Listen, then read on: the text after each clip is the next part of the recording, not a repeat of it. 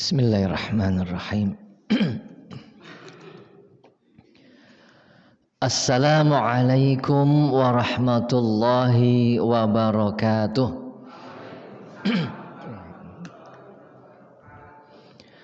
Alhamdulillah nahmaduhu wa nasta'inuhu wa nastaghfiruh wa na'udzu billahi min syururi anfusina wa min sayyiati a'malina. May yahdihillahu fala mudhillalah wa may yudlil fala hadiyalah. Asyhadu an la ilaha illallah wahdahu la syarikalah wa asyhadu anna Muhammadan abduhu wa rasuluh. Allahumma shalli wa sallim ala Rasulillah wa ala alihi wa sahbihi wa mawalah.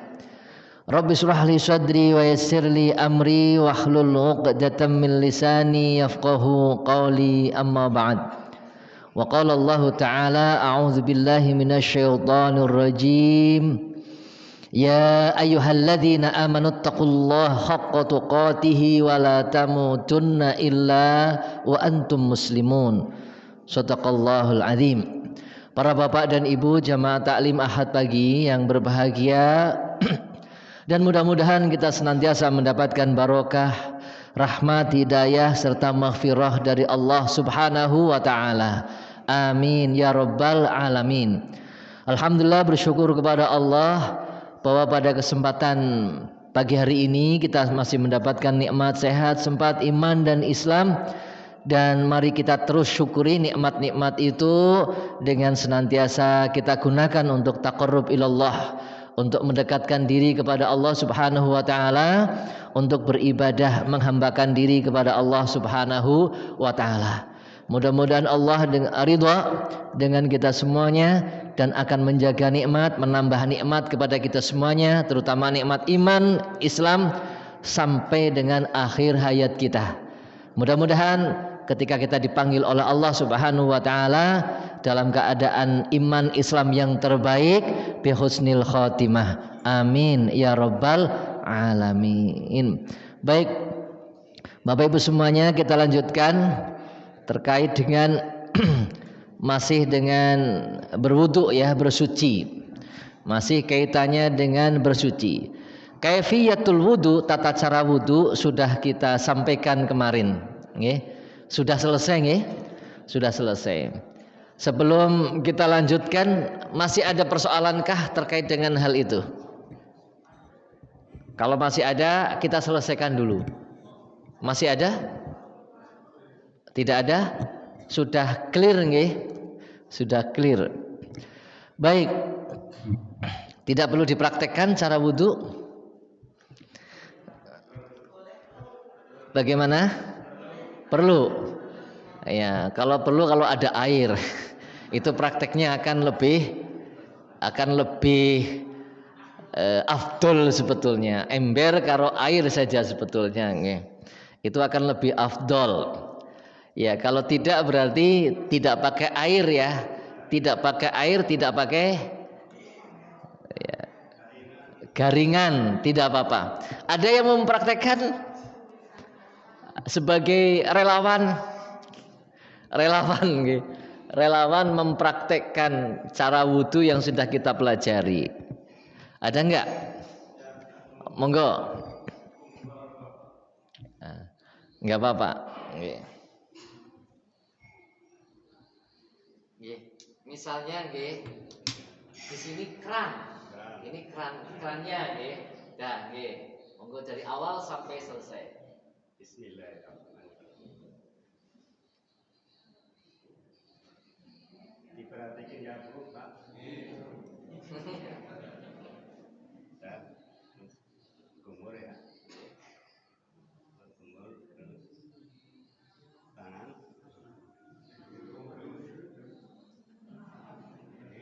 Terus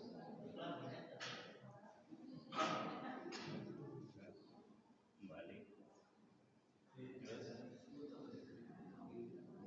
sampai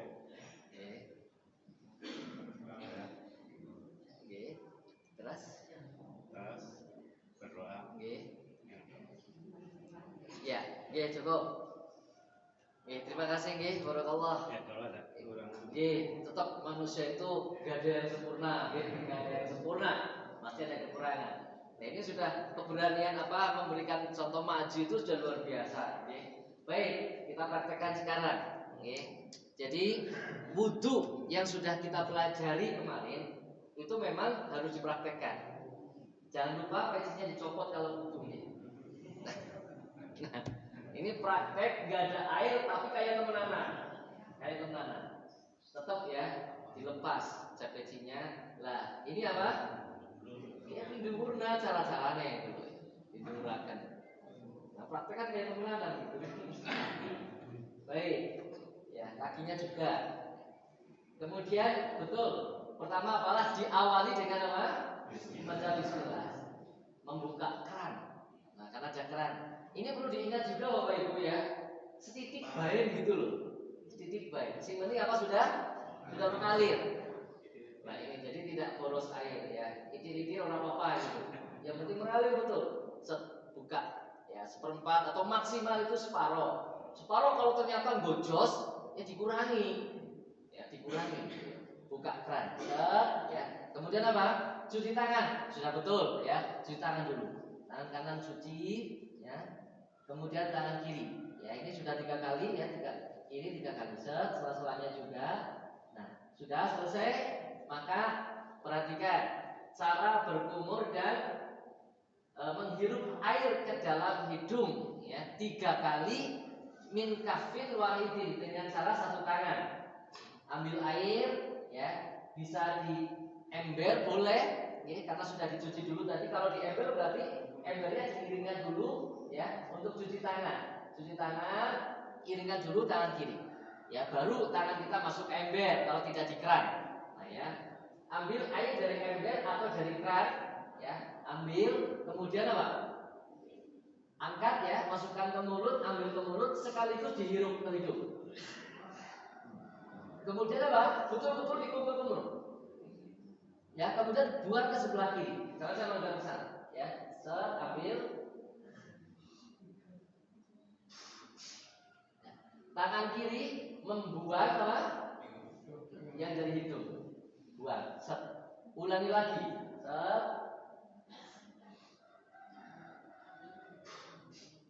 Ya. Jadi sempurnakan berkumurnya dan menghirupnya ke hidung kalau tidak sedang berpuasa. Ya, kalau tidak sedang berpuasa. Tapi kalau sedang berpuasa cukup tidak diputar-putar, keluarkan lagi.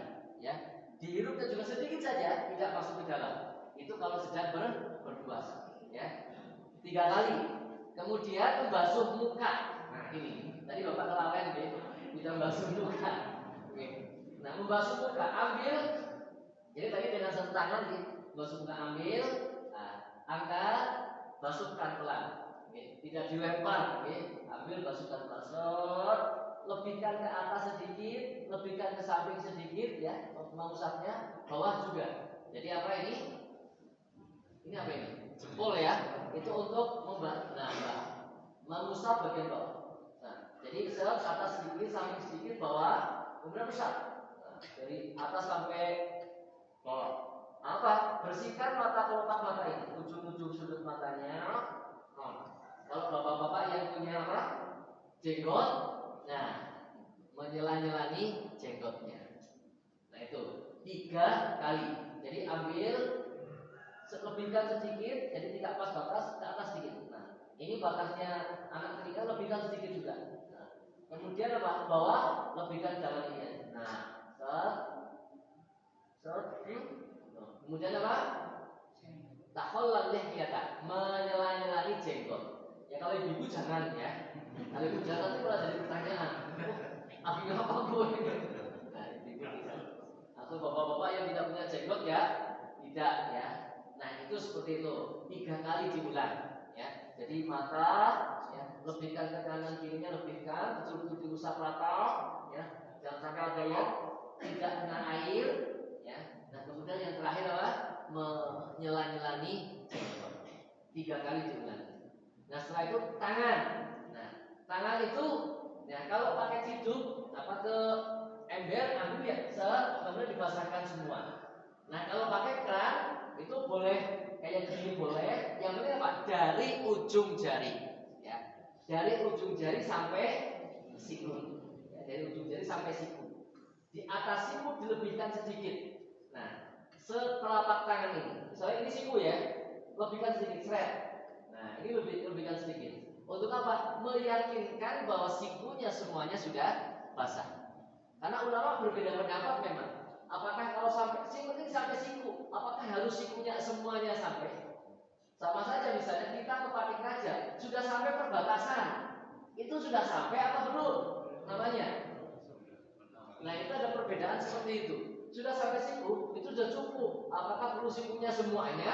Ya, siku semuanya, atau bagaimana? Itu ulama sampai ke situ perbedaannya. Ya. Maka yang aman dari perbedaan itu dan juga di dalam hadis untuk melebihkan cahaya, ya, bekas wudhu nanti di akhirat ketika kita dibangkitkan itu dilebihkan, ya.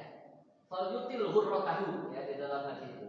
Panjangkanlah bekas wudhu, cahaya bekas wudhu. Nah, ke atas sedikit ini. Tidak berlebihan, loh. Tidak, itu namanya sudah berlebihan, ya. Jadi misalnya keran, ya, keran. Kemudian kita basuhnya dari ujung jari.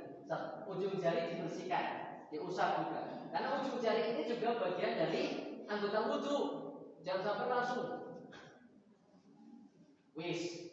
Nah, itu tidak sempurna. Kalau ada yang tidak basah, maka wudhunya nggak sah. Ya. Dan neraka ya kalau ancamannya seperti itu. Ya, wailun lil aqab, ya, celakalah bagi apa? Tumit yang kering. Sama aja itu menjadi semua anggota wudhu, ya, harus seperti itu. Nah, maka dari ujung jari. Makanya misalnya kalau yang ada ajaran corona itu sebenarnya di ajaran wudhu itu sudah gitu. Cuci tangan menurut apa? Ya, COVID itu kan. Nah, itu di ajaran wudhu itu sudah ujung jari digosok. Terus sela-selanya. Kan di corona kan gitu juga ya. Sela-selanya nah ini gosok naik ke atas, ya. Sebelah sini sampai siku, pastikan sikunya basah, naik ke atas sedikit set. Nah, ini kan sebelah sini belum. Ya sudah dari bawah lagi turun ke atas set. Nah, ini berarti satu kali. Ulangi lagi, ambil atau dikerak. Set, ulangi lagi, set. Ulangi yang sempurna. Kalau medit istilahnya. Lo ya kesuwen, lah sudah sepira gitu loh. Paling 5 menit kan, bagaimana? Nah, ulangi lagi sama, ya. Bawa sebagian sini, betul-betul rata semuanya 3 kali. Kanan dulu 3 kali, baru kemudian yang kiri juga sama, ya. Yang kiri juga sama, betul-betul diratakan. Menurut, nah, sampai atas ini, terus bagian bawah, bagian sebaliknya, satu kali ulangi lagi. Ya. Dan sampai atas dan bagian sebelahnya 3 kali juga 3 kali. Maksimal 3 kali. 1 kali boleh, 2 kali boleh. Nek pas habis akeh air, ya 3 kali sempurnakan. Tapi ternyata airnya hanya ada 1 gelas misalnya. Ya 1 kali saja. Itu boleh. Hadisnya sampai bisa 1 kali, 2 kali atau 3 kali. Jadi nek pas orang banyak, ya jadi kita ngeluh gitu ya. Kalau pas gak ada sepisan baik cukup. Nah itu, ya, kanan kiri 3 kali, kemudian basuh apa? Kepala. Ya, ambil air, buang, lepaskan. Nah, kesempurnaan ya, bukan hanya sekedar sah, kesempurnaan. Maka seluruh kepala ini bisa terusap dengan cara, nah, letakkan ini di jidat, jempol ini apa? Di atas telinga. Nah ini di atas telinga. Jadi rambut-rambut yang ada di telinga ini di sini juga terusap. Nah, terus ke belakang, sampai tengkuk. Ibu juga sama sampai tengkuk. Kemudian kembali lagi ke depan. Ya, langsung masuk ke telinga. Ibu apa? Jari-jari. Jari-jari membersihkan bagian dalam, kemudian ibu jari bagian luar. Pelan. Ya, jangan cuma ya. Jangan cuma seperti itu, ya. Apa 1 kali? Ya, ini 1 kali. Habis pakai 1 kali. Basahi, lepas, seret. Belakang, balik lagi ke depan, langsung ke telinga. Nah, seperti itu. Ya. Itu mengusap kepala, ya. Jadi ibu rambutnya panjang sebokong aja orang. Nah, itu tidak, ya. Tidak, cukup sampai tengkuk saja. Jadi memang jadi itu membasuh kepala yang ditumbuhi rambut, ya. Yang mengusap kepala yang ditumbuhi rambut, maaf, bukan membasuh. Mengusap kepala yang ditumbuhi rambut. Maka bukan rambutnya. Oleh karena itu kan sampai tengkuk. Yang ditumbuhi rambut kan sampai tengkuk. Kalau udah di bawah tengkuk itu berarti leher, ya kan? Leher. Itu seperti itu. Satu kali, masuk. Nah, satu kali. Berarti yang terakhir apa? Yang terakhir adalah kaki, ya, membasuh kaki. Dari ujung jari sampai mata kaki dilebihkan sedikit di atas mata kaki sama. Jadi ya. Ibnu Abbas pakai ini, menyela-nyelani apa? Jari. Karena apa? Ya ini kecil ya. Ini gak ada ketentuan, yang penting disela-selani jari. Ya. Jadi kalau jempol ya ya pakai jari-jari, disela-selani. Dari mana? Dari sebelah kanan. Ini juga tidak ada hadis secara khusus, hadisnya umum, ya. Yang hadis apa? Yuhibbut tayammum. Rasulullah senang mendahulukan yang kanan atau memulai dari kanan. Maka Ibnu Abbas juga seperti itu. Ketika menyela-nyelani jari kaki itu dari sebelah kanan. Berarti kalau kaki kanan itu disela-selani yang mana dulu? Jari jentik. Dari jentik, Pak. Nah, dari jentik sini. Pertama basahi ujung-ujungnya, ya. Kemudian disela-selani dari jentik sampai jempol. Terus bagian kanan dulu sampai mata kaki, ya, atas mata kaki. Kemudian bagian dalam. Nah, ya, sampai bawah. Balik lagi, satu lagi, 3 kali. Nah, sama, ya. Bagian kanan, kemudian bagian sebaliknya. Nah, itu membasuh kaki. Kanan kiri sama. Ya, kalau kanan kiri dari kanan, bedanya itu. Dari kanannya sama, tapi kalau kiri dimulai dari jempol. Jadi jempol ke kelingking. Ketika apa? Ketika mengusapnya. Nah, sebelah kanan dulu, ya. Kemudian sebelah kiri, satu kali, ya. Ini udah yakin, sempurna, ulangi lagi dari ini. Nah, ya. 2 kali, ya. Ya, sudah sempurna 3 kali. Nah, itu yang maksimal 3 kali. Itu membasuh kaki seperti itu, ya. Kemudian berdoa atau membaca tasyahud, ya. Asyhadu an la ilaha illallah wahdahu la syarikalah wa asyhadu anna Muhammadan abduhu wa rasuluh. Nah, itu yang paling kuat.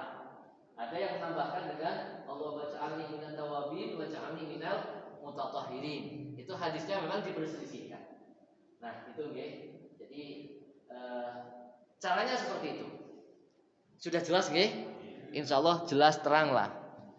Tinggal dilaksanakan. Oke. Baik, ada pertanyaan? Ada?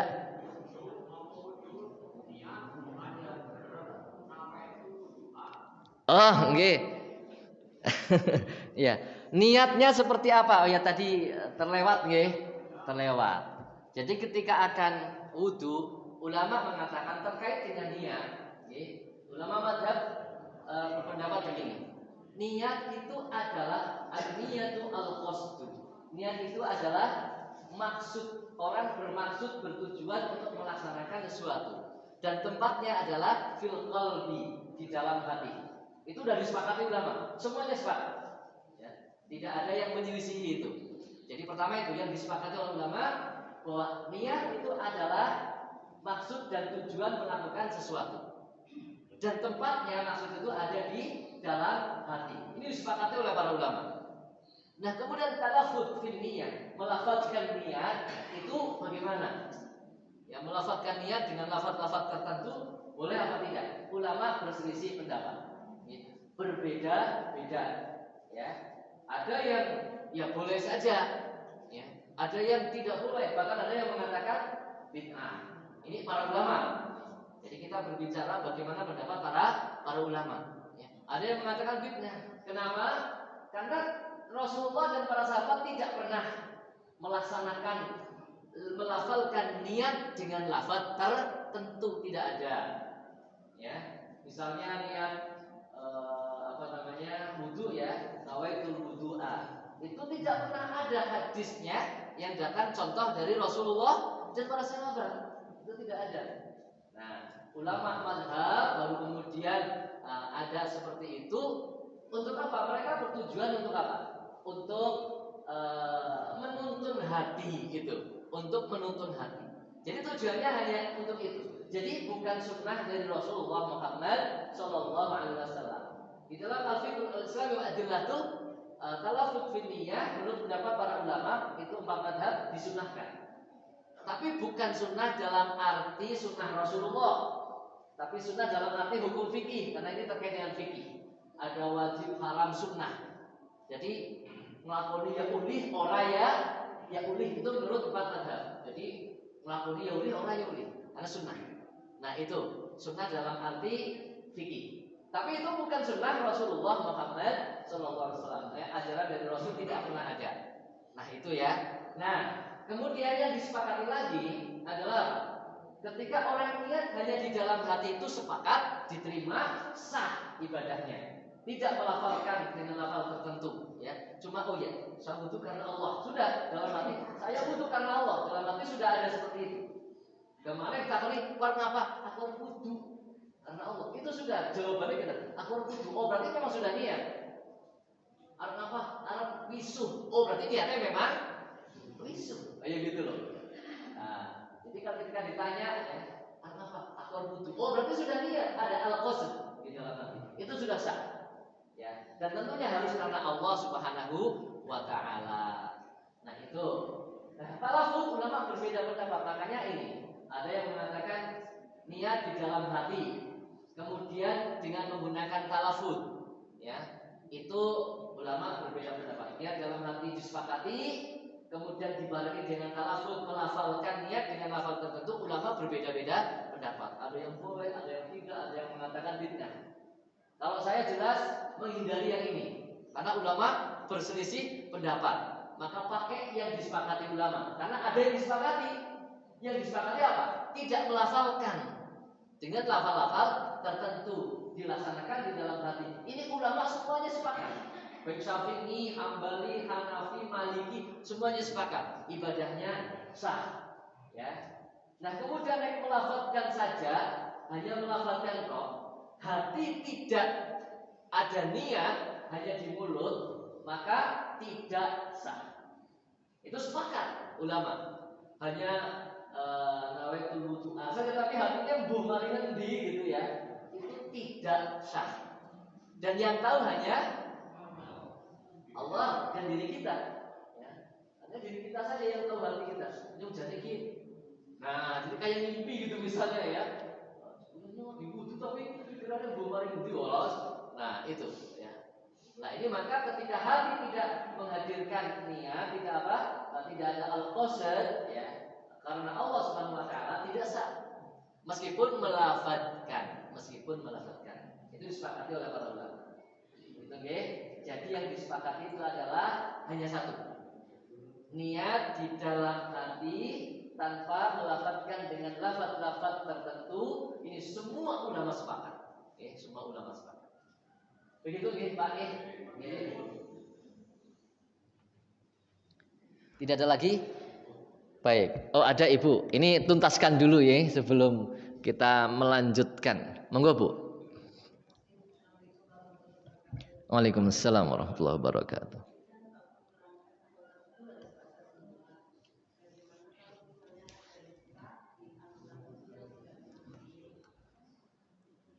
Oh, nggih. Ya. Jadi kalau wudu tapi dalam apa? Luka ya. Ya, misalnya digip ya atau dibalut ya.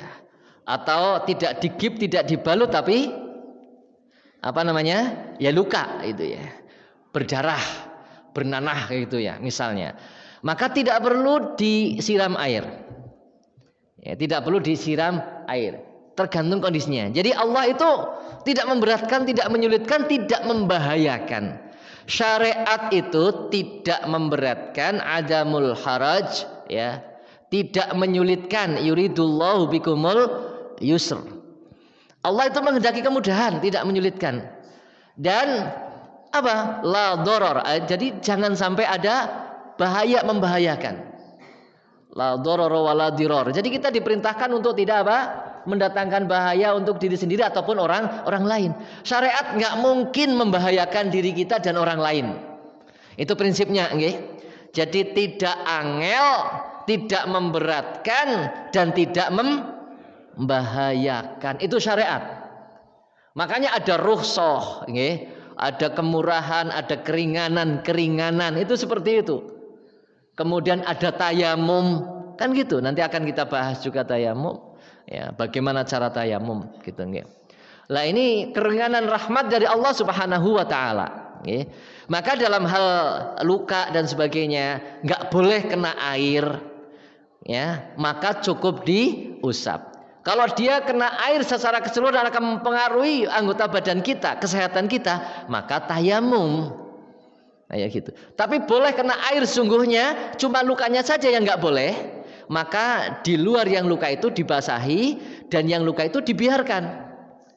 Misalnya dibalut, maka balutannya yang diusap saja, bukan dibasahi. Kalau memang balutannya tidak boleh dibasahi. Itu nggih. Jadi ad-daruratu tubihul mahzurat, ya.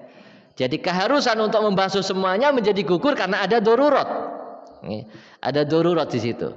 Nah, itu nggih. Jadi tidak mengapa wudu orang yang sakit, nggih.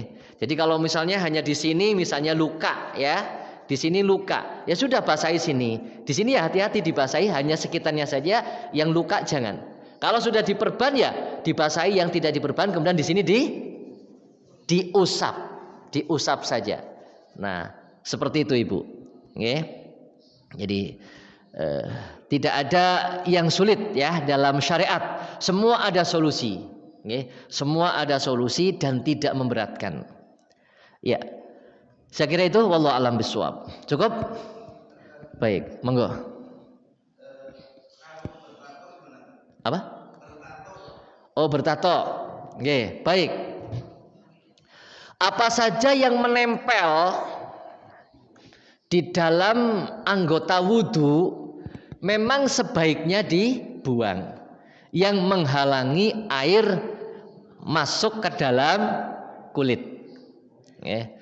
Cat misalnya, tukang ngecat. Nyun sewu nggih, kalau bapak-bapak itu sedang memberikan ada pekerjaan di rumah, ada orang kerja di rumah, kerjanya kerja ngecat misalnya, atau hal lain yang mungkin akan menempel di badan, ya tolong diberi waktu istirahat yang agak lama. Sebelum waktu zuhur, dia diberi waktu istirahat yang lebih awal. Ya, aja malah ke tukang nyong sip banget ke zuhur ora liren. Ya Allah, malah dipuji zuhur ora liren, tukang nyong jan bagus banget ya kerjane. Kenapa sih zuhur ora liren? Astagfirullahaladzim. Ya keliru gitu loh. Sing ngerjakaken ya itu juga salah. Ketika sudah ngerti waktu sholat, hentikan dia. Apalagi kalau ngecat, oh butuh waktu lama nih. Maka setengah jam sebelum zuhur supaya berhenti dulu. Lupa masih ora apa-apa. Nyenengan engkau sholat zuhur, nanti setelah itu makan kerja lagi. Ya. Nah, waktu ini untuk bersih-bersih nyenengan. Silahkan mengkondisikan diri untuk menghadap Allah. Ana ora sing gawe, Pak. Jorna bae ya. Jorna bae. Engkau sih ora rampung-rampung gitu. Ya Allah. Seharusnya seperti itu, Pak.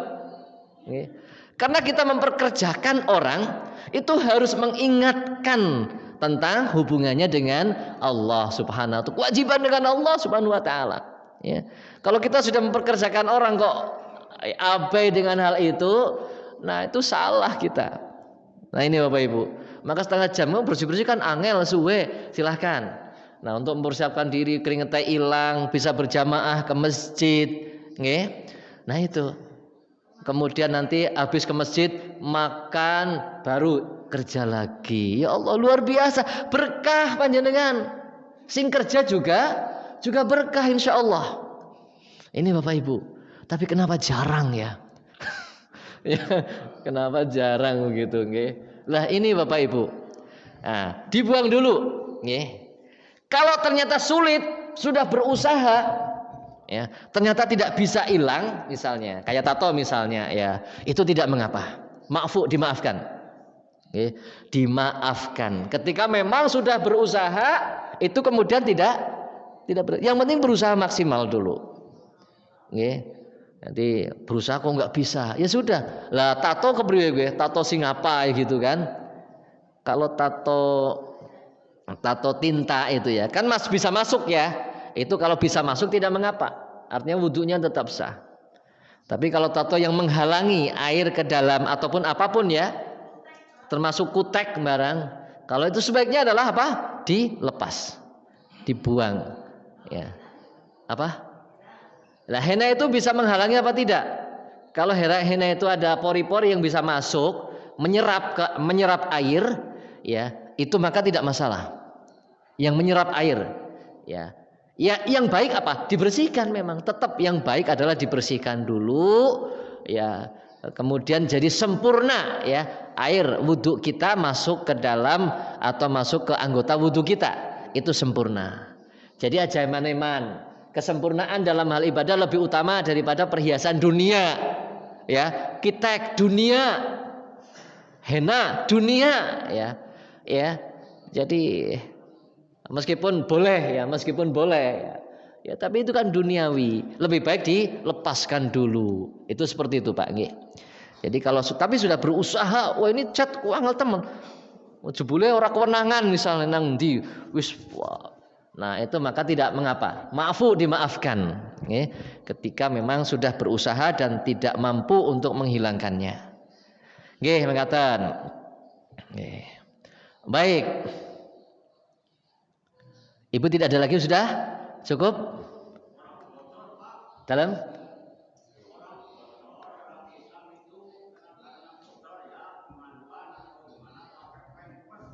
Oh, bocor. Ya. Ya. Ya, sama prinsipnya Bapak. Sama prinsipnya seperti tadi ya. Misalnya ada orang kepuyuh nggih. Bocor ya. Jadi tidak bisa apa? Tidak bisa mengatur ya, tidak bisa mengatur. Ya, ada penyakit, ada sakit ya. Seperti was-was juga. Ada orang punya penyakit was-was. Ya, maka sama pada prinsipnya, tidak memberatkan, tidak membahayakan, dan tidak menyulitkan. Ya, tidak menyulitkan. Lah ini Bapak Ibu, sama prinsipnya. Ketika punya penyakit beser ya, beser yang tidak bisa terkontrol, seperti misalnya orang sakit juga, bagaimana caranya? Ketika memungkinkan, ketika akan sholat diganti pempesnya Pak. Ganti pempes, ya, kemudian pakai yang bersih, ya, kemudian wudhu. Setelah wudhu kok beser lagi, sudah terus wudhu. Terus wudhu. Iya, wudhunya selesaikan, terus apa sholat? Itu Pak, tidak mengapa. Oke. Misalnya ketika sholat kok nguyuh, aduh, jangan dibatalkan terus, karena itu akan terjadi seperti itu. Kalau itu dituruti maka tidak sholat. Oke. Maka sholat itu tidak boleh ditinggalkan dalam kondisi apapun, bahkan dalam sakit sekalipun. Makanya menjadi boleh melakukan sholat karena darurat meskipun hadas. Oke. Meskipun orang sakit nggak bisa kemana-mana, berbaring terus, lah ngompol nang kono BAB di situ misalnya. Apalagi nggak ada saudara yang arep mindah misalnya. Pasure kompolan ping pirang-pirang. Kan nggak boleh kita sholat di tempat yang kena najis. Tapi nggak bisa kemana-mana, terus nggak sholat, tetap sholat di situ. Tetap sholat Bapak Ibu. Ini kalau orang sakit kadang-kadang kelalen, apalagi dulu orang mengingatkan, nyun sewu, ini paling kasihan itu kalau ada orang sakit yang nungguin nggak ngingatkan sholat. Kasihan dia. Ini Bapak Ibu, wis sakit ora dielingna kon eling karo Gusti Allah. Lah nek kemudian dicabut nyawanya kepriwe ya Allah. Ini maka ini diperhatikan Bapak Ibu. Menunggui orang sakit yang pertama harus diingatkan apa? Sholat. Ada ulama yang mengatakan boleh dijamak untuk memudahkan. Jadi zuhur dan asar jamak karena ada kesulitan seperti itu. Wudu, kalau nggak bisa wudu suruh tayamum. Ya, kalau memang air membahayakan baginya apa? Tayamum. Nah, tayamum meskipun ini karena nggak bisa diapa-apain ya sudah sholat di situ. Nah, dibolehkan di jamak, zuhur asar jamak, maghrib isya jamak, subuh dijamak karo apa subuh. Nah, seperti itu Pak. Intinya apa? Tidak boleh ditinggalkan sama sekali dalam kondisi apapun. Okay? Ketika kita masih ingat ya, ingatan kita tidak gila, bukan anak kecil yang belum balik, bukan orang tua yang pikun kayak gitu, maka harus tetap laksanakan sholat dalam kondisi apapun. Makatan Bapak, okay? Ya, saya kira itu. Baik, ada beberapa permasalahan sungguhnya. Persentuhan pria dan wanita sudah ditanyakan apa dulu ya? Ya, bagaimana membatalkan wudhu apa tidak? Nah ini, jadi persentuhan pria dan wanita membatalkan wudhu apa tidak? Ulama memang berbeda-beda pendapat. Ya, jadi yang berpendapat apa? Membatalkan itu siapa? Ulama Syafi'iyah. Itu pokoknya kalau persentuhan laki-laki dengan wanita, ya, yang bukan mahramnya itu batal mutlak, okay? Batal mutlak. Ulama Hambali dan Maliki bila ada syahwat nyentuh kok gereng kayak gitu, okay? Maka itu batal. Itu batal. Itu. Sebagai ulama yang lain berpendapat tidak membatalkan wudu. Ini ulama Hanafiyah tidak membatalkan wudu. Ya, meskipun syahwat itu tidak membatalkan wudu, meskipun ada gerenge tidak membatalkan wudu, cuma dia berdosa. Bukan berarti orang batal wudu orang apa-apa, dosa, ya dosa gitu, okay? Wah sengaja main gereng-gereng gitu ya. Nah ini dosa ya. Jadi jangan. Nah, ini Bapak Ibu. Jadi ada berapa? 3 pendapat ya. Yang batal secara mutlak Imam Asy-Syafi'i, kemudian Imam Hambali dan Maliki itu batal ketika menyentuhnya ada syahwat. Tapi menyentuhnya kulit dengan kulit, okay? Kalau menyentuh baju ada penghalangnya tidak. Nah ini. Kemudian ulama Hanafi tidak batal, mutlak tidak batal. Nah ini, okay? Memang beberapa pendapat kalau kita berpendapatnya sedikit kepada pendapat Hanafi, karena Ibnu Abbas menerjemahkan aula mastumun nisa, menyentuh perempuan. Ibnu Abbas itu menjelaskan yang dimaksud menyentuh perempuan adalah al-jima'u, berhubungan suami istri. Nah ini, karena ada dalil yang lain bahwa Rasulullah SAW ketika sholat malam, ketika sholat malam Siti Aisyah ada di depannya, ya, kemudian menyingkirkan kakinya Siti Aisyah, ya, menyingkirkan. Nah itu tidak batal sholatnya Rasul, sehingga ketika bersentuhan itu tidak berkesimpulan tidak batal. Menyentuh tanpa syahwat ataupun menyentuh bersama syahwat tidak batal. Ini Imam Hambali, Maliki, Hanafi ya, kesimpulannya tidak batal. Lah ini tidak batal. Karena itu dalilnya. Kemudian pernah Rasulullah dipegang telapak kakinya. Kalau tadi masih debatable, artinya apa?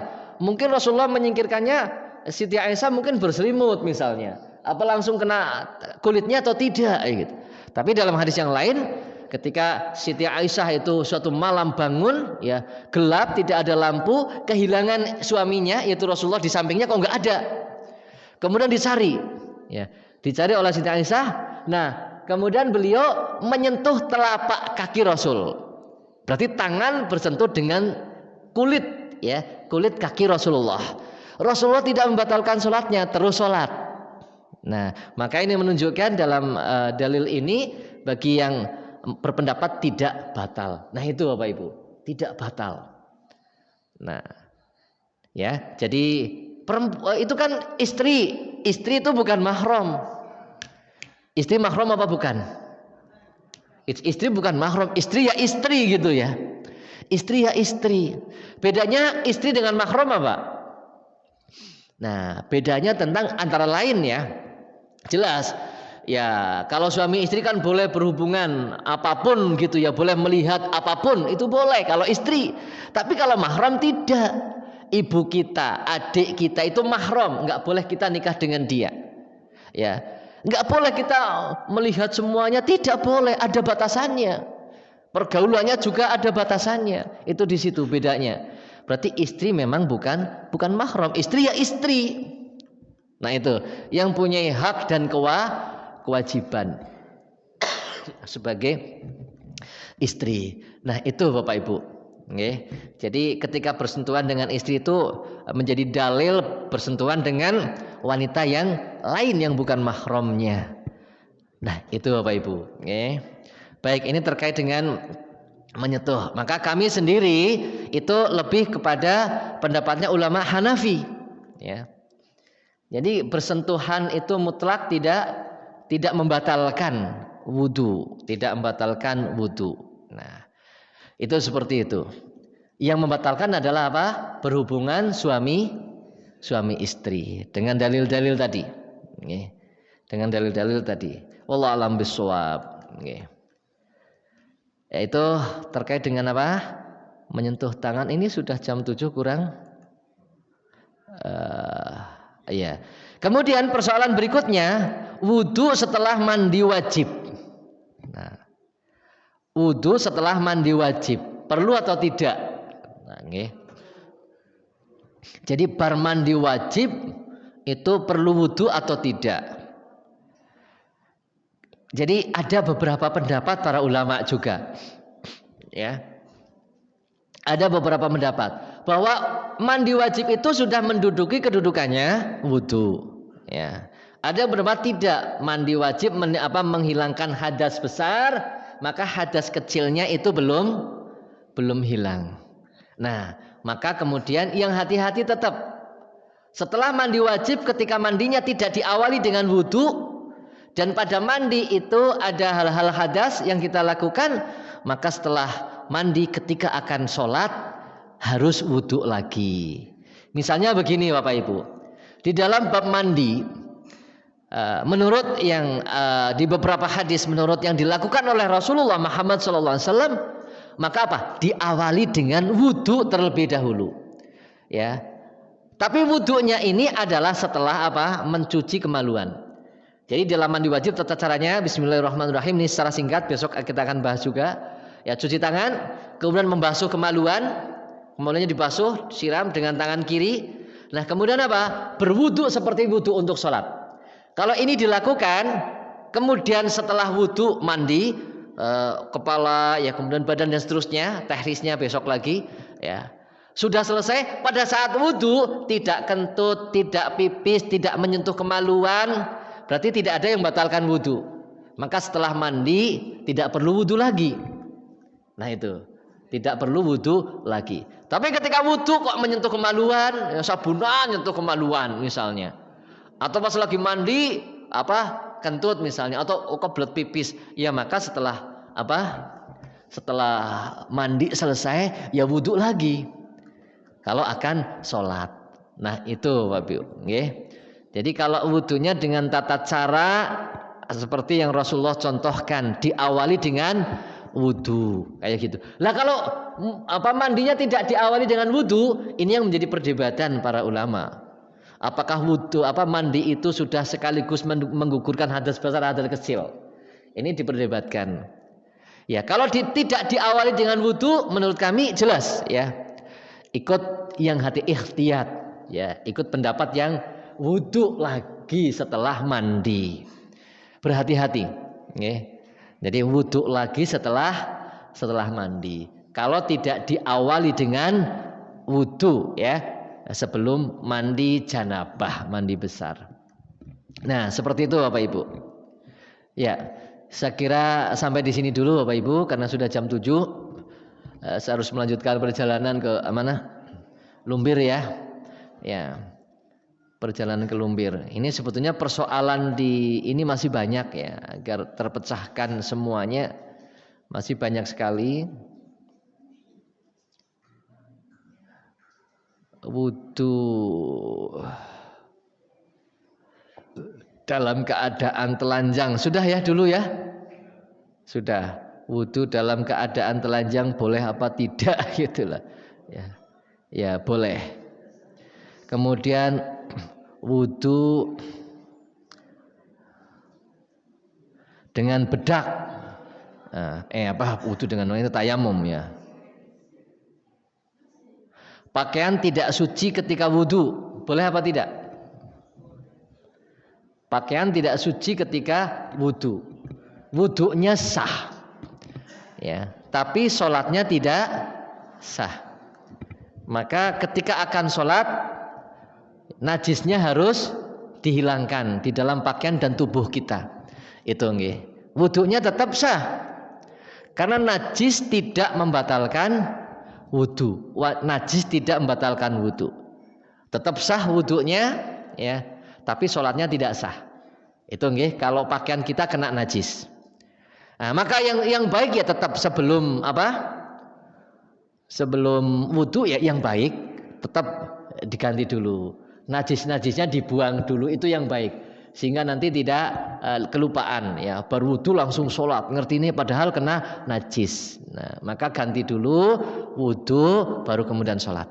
Ini wudu ketika pakaian terkena najis.